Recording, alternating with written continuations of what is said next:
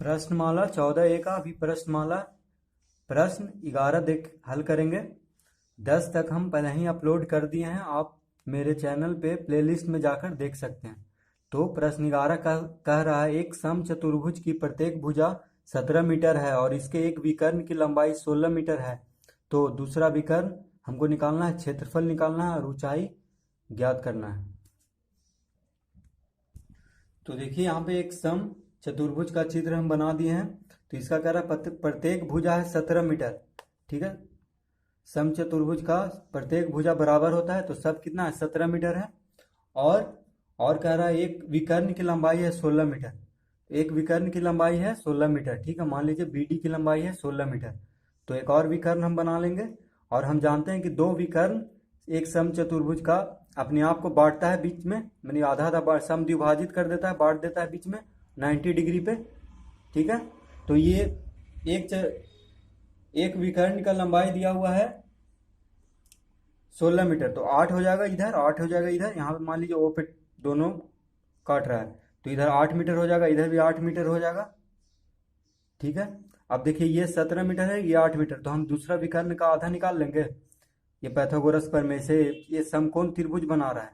तो इस तरीके से हम पैथागोरस प्रमेय से इस साइड से इसको घटा के हम इसको निकाल लेंगे। तो यहाँ पे लिखेंगे OC बराबर DC square minus DO square under root.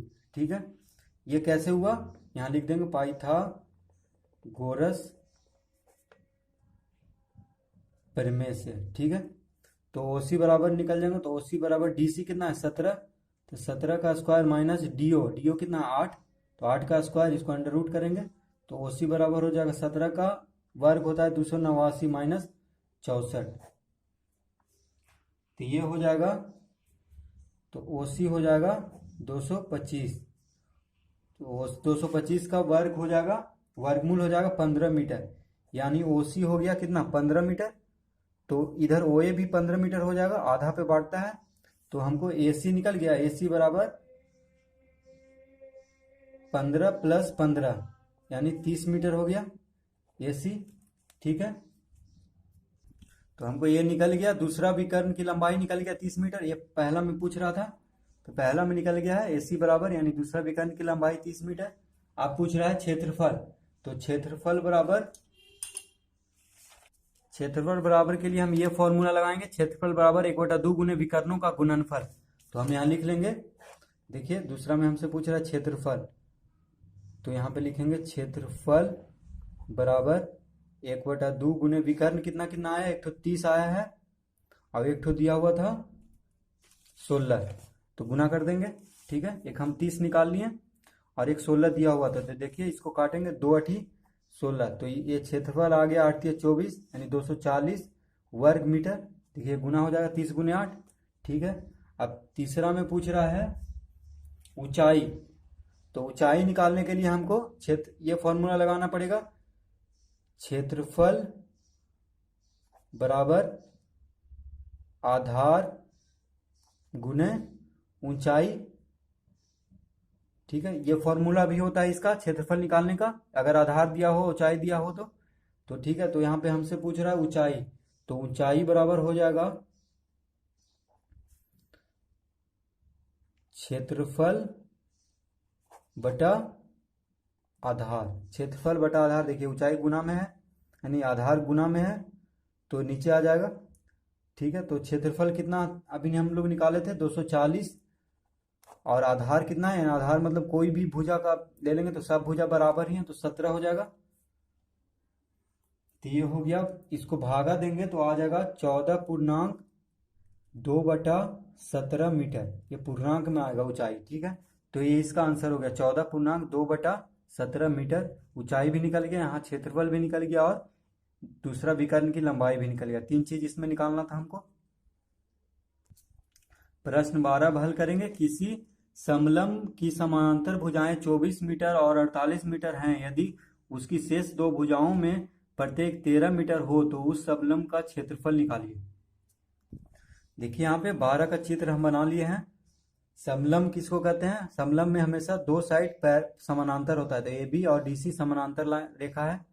ठीक है, और ये दोनों का दिया हुआ है 13 मीटर और ये भी 13 मीटर, ठीक है। तो ये भी एक भुजा दिया हुआ 24 और एक भुजा दिया हुआ 48। तो हम क्या करेंगे, बस हमको क्षेत्रफल निकालना है। तो क्षेत्रफल निकालने के लिए हमको यहाँ पे ऊंचाई हमको निकालना जरूरी है। ये वाला ऊंचाई ऊंचाई रहता तो हो जाता, ऊंचाई रहता तो 1/2 गुने समानांतर भुजाओं के योग गुने ऊंचाई करके हम क्षेत्रफल निकाल देते। तो पहले ऊंचाई निकालेंगे। तो ऊंचाई निकालने के लिए हमको एक लाइन यहाँ पे BC के पैरेलल लेना होगा, ठीक है। तो BC के पैरेलल लेना हो तो ये भी 13 मीटर हो गया। ये अपने आप से एक लाइन खींचेंगे, ठीक है। तो ये BC 13 मीटर, तो ये भी 13 मीटर हो गया। और अब देखिए ये 13 मीटर हो गया तो ये एक समानांतर चतुर्भुज हो गया। तो समानांतर चतुर्भुज हो गया तो यहाँ पे देखिए, मान लीजिए यहाँ पे हम M लिखते हैं जहाँ पे ये मिल रहा है। तो MC हो गया कितना, N लिखते हैं, मान लीजिए N लिखते हैं। तो NC कितना हो गया, NC हो गया 24 मीटर। ये 24 मीटर हो गया और टोटल है 48 मीटर, यानी DC है 48 मीटर। तो DN निकल जाएगा हमको, ठीक है। तो यहाँ पे लिखेंगे, सॉरी ये सम चतुर्भुज नहीं है, समलंब है, ठीक है। तो समलंब में क्या होता है, दो भुजा समानांतर होता है, ठीक है, और दो भुजा नन समानांतर नहीं होता है। तो यहाँ पे हम लिखेंगे, माना कि समलंब ABCD में AO ऊंचाई है, AO ऊंचाई है, ठीक है, और AN पैरेलल BC एक रेखा है। तो AN इसके समानांतर एक रेखा है। तो देखिए ABCN एक समानांतर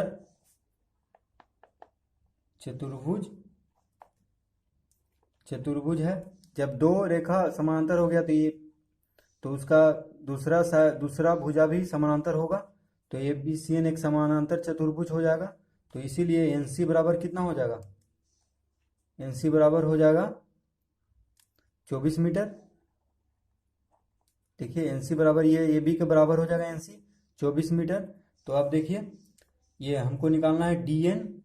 तो DN बराबर, देखिए ये DN निकालना है हमको, DN बराबर हो जाएगा DC माइनस NC। देखिए DN बराबर DC माइनस NC।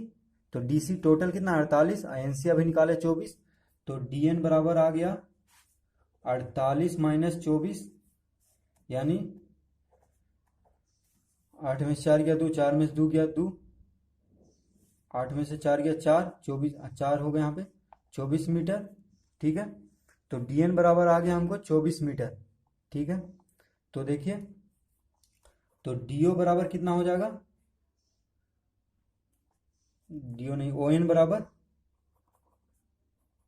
ON बराबर हो जाएगा 24/2 यानी 12 मीटर, ठीक है। जब भी देखिए समबाहु त्रिभुज में कोई भी एक लंब उसके आधार से खींचा हुआ रहता है तो वो आधार को दो बराबर बराबर भाग में बांटता है। समबाहु त्रिभुज ये हो गया, दोनों साइड बराबर होता है तो समबाहु त्रिभुज हो जाता है। तो यहाँ पे देखिए ये भी 13 है, ये भी 13 है, तो ये ADN एक हो गया समबाहु त्रिभुज। तो समबाहु त्रिभुज में जो आधार होता है, जो लंब होता है, जो आधार को बराबर बराबर भाग में बांट देता है। तो ON हो जाएगा 12 मीटर, ठीक है। तो यहाँ लिख देंगे समबाहु त्रिभुज का आधार, ठीक है।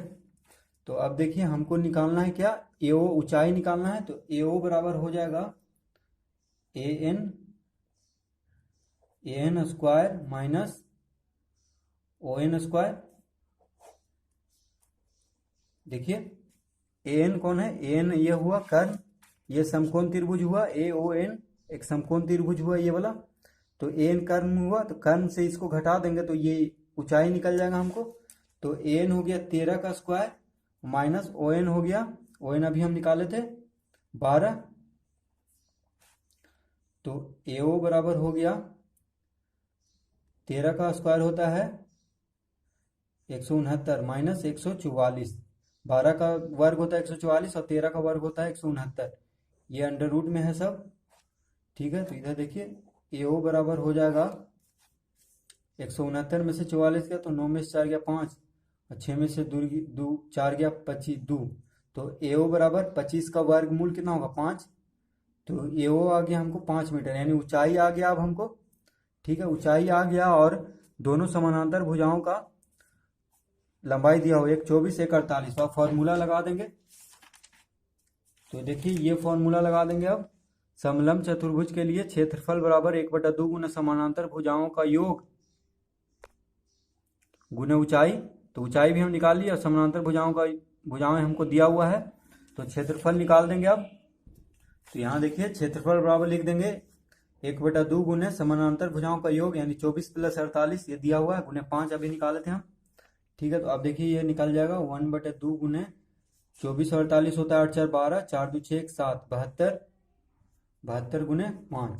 तो 2 से ये कट जाएगा 36 बार में, 36 दूनी 72। तो ये आ गया 36 बचे 180 मीटर वर्ग मीटर। ठीक है, तो ये इसका क्षेत्रफल हो गया, यही हमसे पूछ रहा था। 13 का पहला अब हल करेंगे। तो कह रहा है एक समलंब की दो समानांतर भुजाएं क्रमशः 21 मीटर और 12 मीटर हैं। अगर तीसरी भुजा पहली दो भुजाओं पर लंब हो और चौथी भुजा की लंबाई 15 मीटर हो तो क्षेत्रफल निकालिए। तो देखिए यहाँ पे ये हो गया इसका चित्र। क्या कह रहा है, पहली दो भुजा जो समानांतर भुजा है उसका लंबाई दिया हुआ है 12 मीटर और 21 मीटर, चौथी भुजा दिया हुआ है 15 मीटर। ठीक है, और तीसरी भुजा जो है दोनों पे लंब है, दोनों भुजा पे, पहले दूसरी भुजा पे। तो यहाँ पे देखिए एक समानांतर रेखा खींचेंगे एडी के यहाँ पे अपने से। ठीक है, तो एक समानांतर रेखा खींच दिए, मान लीजिए यहाँ पे बी एन एक रेखा खींचे। ठीक है, तो बी एन, तो ए बी डी एन क्या बन गया, एक समानांतर चतुर्भुज बन गया। समानांतर चतुर्भुज बन जाने पे डी एन कितना हो जाएगा 12 मीटर, ये डी एन जो हो जाएगा 12 मीटर हो जाएगा, ये दोनों बराबर हो जाएगा। जब ये 15 है तो ये भी 15 मीटर हो जाएगा और A B equal D N हो जाएगा। तो एन सी निकाल लेंगे पहले हम। ठीक है, तो देखिए यहाँ पे लिखेंगे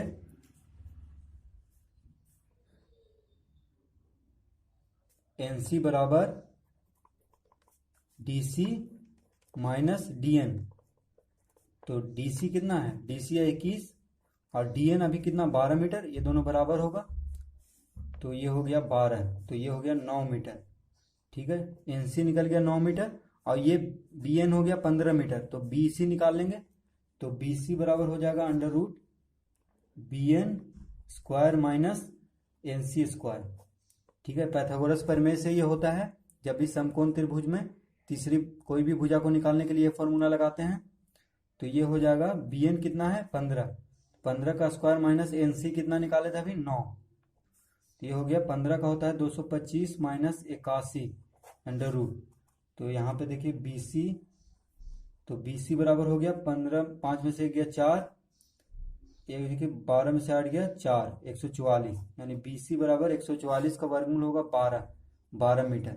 ठीक है, तो बी सी निकल गया हमको 12 मीटर, यानी ऊंचाई निकल गया और दोनों समानांतर भुजा हमको दिया हुआ है। तो ये फॉर्मूला लगा देंगे। देखिए ये फॉर्मूला लगा देंगे, क्षेत्रफल बराबर 1/2 गुने समांतर भुजाओं का योग गुने ऊंचाई। ये फॉर्मूला लगा देंगे अभी हम। तो यहाँ पे लिखेंगे क्षेत्रफल बराबर 1/2 गुने दोनों समानांतर भुजाओं का योग 12 + 21 गुने ऊंचाई अभी कितना निकाले थे 12। तो ये हो जाएगा 1/2 गुने 2 1 3 2 1 3 33 गुने 12। तो देखिए 2 छक 12, यानी 33 छक 6 18, 6 18 19, 198 मीटर वर्ग मीटर इसका क्षेत्रफल आ जाएगा। ठीक है, तो हम लोग बस अपने से एक लाइन खींच लेंगे यहाँ पे और देखिए ये बन जाएगा, ये भी डी एन बन जाएगा समानांतर चतुर्भुज। तो डी एन हो जाएगा 12, तो एन सी निकाल देंगे, एन सी निकल जाएगा तो फिर बी सी निकाल देंगे और फिर क्षेत्रफल निकाल देंगे। देखिए 13 का दूसरा, एक समलंब की दो समानांतर भुजाएं 40 और 56 मीटर हैं। यदि तीसरी भुजा पहली दो भुजाओं पर लंब है और चौथी भुजा की लंबाई 20 मीटर है तो क्षेत्रफल निकालिए। बिल्कुल इसी जैसा है 13 के पहला के जैसा। तो देखिए इसका भी चित्र उसी के जैसा बनेगा। तो ये 40 दिया हुआ है, 56 दिया हुआ है, दोनों समानांतर भुजा, और चौथी भुजा 20 मीटर दिया हुआ है। तो ये लंब है, ये जो है दोनों पहली और दूसरी भुजा पे ये लंब है। तो क्या करेंगे, एक लाइन खींचेंगे पहले हम इसके पैरेलल एडी के समानांतर। तो यहाँ पे मान लीजिए बी एन हम लाइन खींचते हैं। ठीक है, तो बी एन जब इसके पैरेलल होगा तो ये भी 20 मीटर हो जाएगा। अब देखिए ये इसके पैरेलल हुआ तो ये बन गया समानांतर चतुर्भुज ए बी डी एन। तो ये समानांतर चतुर्भुज बन जाने पे A B equal to D N हो जाएगा, यानी ए बी 40 तो डी एन भी 40। तो हम एन सी पहले निकाल देंगे, तो एन सी बराबर हो जाएगा, ये देखिए एन सी निकाल देंगे, ये वाला एन सी बराबर हो जाएगा D C minus D N, यानी पूरा में से डी एन घटा देंगे, डी एन है 40, ये बराबर हो जाएगा। तो एन सी बराबर डी सी कितना है 56 माइनस 40, तो यानी एन सी बराबर हो जाएगा 16 मीटर। ठीक है, एन सी आ गया 16 मीटर। तो अब बी सी निकाल देंगे, तो बी सी बराबर हो जाएगा B N square minus N C square, ये पाइथागोरस प्रमेय से होता है। तो बी एन स्क्वायर है 20, बी एन है 20, तो 20 का स्क्वायर माइनस एन सी अभी निकाले हैं 16, 16 का स्क्वायर, तो ये हो जाएगा 20 400 माइनस 16 का वर्गमूल, वर्ग होता है 256। तो बी सी बराबर हो गया 10 में 6 गया 4, 9 में से 5 गया 4, 3 में से 2 गया 1, यानी 144। तो बी सी बराबर 144 का वर्गमूल होता है 12, तो बी सी निकल गया 12, यानी ऊंचाई 12 निकल गया हमको। बी सी क्या है, ऊंचाई है, तो ऊंचाई निकल गया। अब हम ये फॉर्मूला से देखिए, ये फॉर्मूला लगाएंगे 1/2 गुने समानांतर भुजाओं का योग गुने ऊंचाई। तो यहाँ पे लिखेंगे क्षेत्रफल बराबर 1/2 गुने 40 प्लस 56, ये देखिए समानांतर भुजा का योग गुने ऊंचाई, ऊंचाई 12 निकाले हैं, तो ये हो जाएगा 1/2 गुने 40, 56 कितना हो गया 6 और 5 9 96 गुने 12। ठीक है, अब देखिए 2 छक 12, तो 96 छक 6 छक 36, 9 छक 54 3 57, यानी 576 मीटर वर्ग मीटर इसका क्षेत्रफल हो जाएगा। क्षेत्रफल हमसे पूछ रहा था, तो क्षेत्रफल निकल गया है